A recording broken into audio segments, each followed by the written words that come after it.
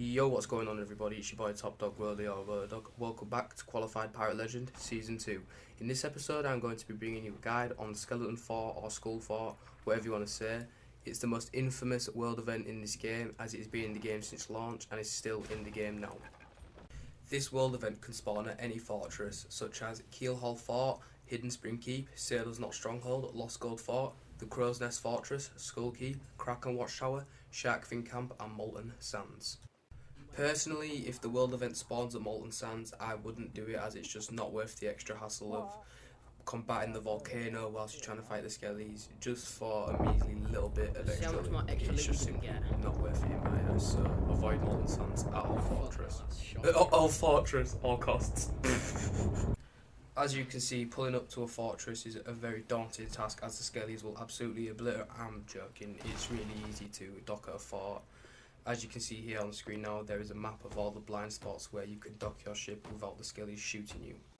So a skeleton fortress consists of 12 waves of skeletons, then a skeleton captain wave, an ashen wave which is an ashen keymaster and an ashen guardian, and then the boss wave which is unlimited skeletons and a skeleton lord.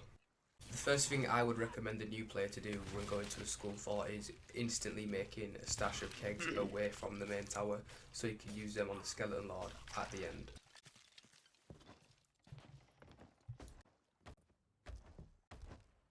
Also look in every single barrel, because they are filled to the brim with good PvE food such as pomegranates, mangoes and pineapples. Also fire bombs and blunder bombs are helpful for the skeletons.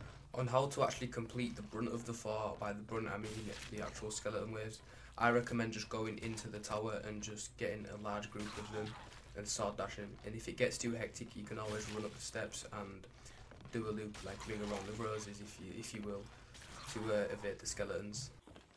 Also, I highly recommend fire bombs to clear out large hordes of skeletons. As you can see here, I literally firebombed them, then sword dash through them, and they literally all died from the sword dash or the fire.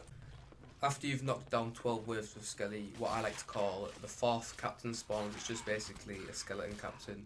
And I like this because this symbolises the old fort, as if you killed this captain at a fortress before the Cruise of Rage update, that would be you completed with the fortress. This captain would drop the fortress key.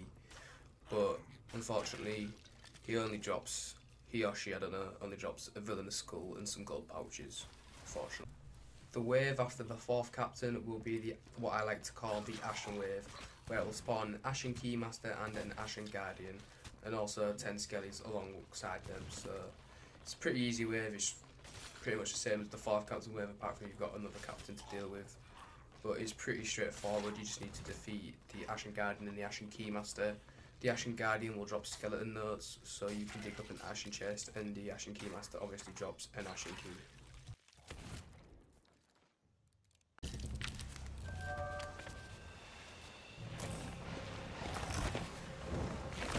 That sound means that the Duchess, Mutinous Helmsman or the Two-Faced Scoundrel has spawned in the tower. They will always spawn in the tower on every single skull fort, that's how it goes, and they are extremely overpowered, as you can see. It's time to use that keg stash you had set up earlier. Always light the fuse when you're a couple of meters away from the skeleton lord, so you can drop it and detonate it before she moves too far. And make sure not to do it too close to your stash, otherwise it will just be game over.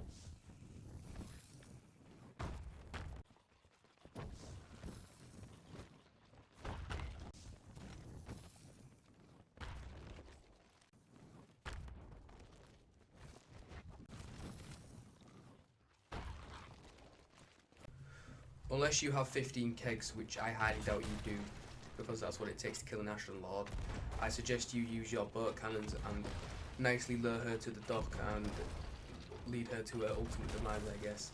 It is quite tricky to do this as a solo player, as you will periodically have to jump into the water to lure her closer to your boat, or him, it might be the Mutinous Helmsman, who knows.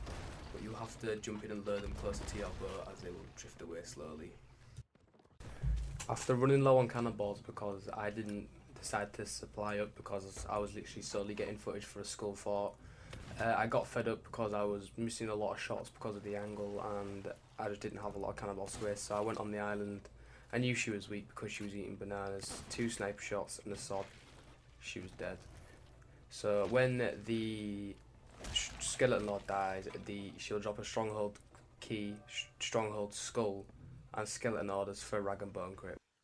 And that's it, folks. It's your job to get the loot to the outpost, but I promise you, I have big plans for December, because in December I'm going to upload every single day of the month, all the way up to the 25th.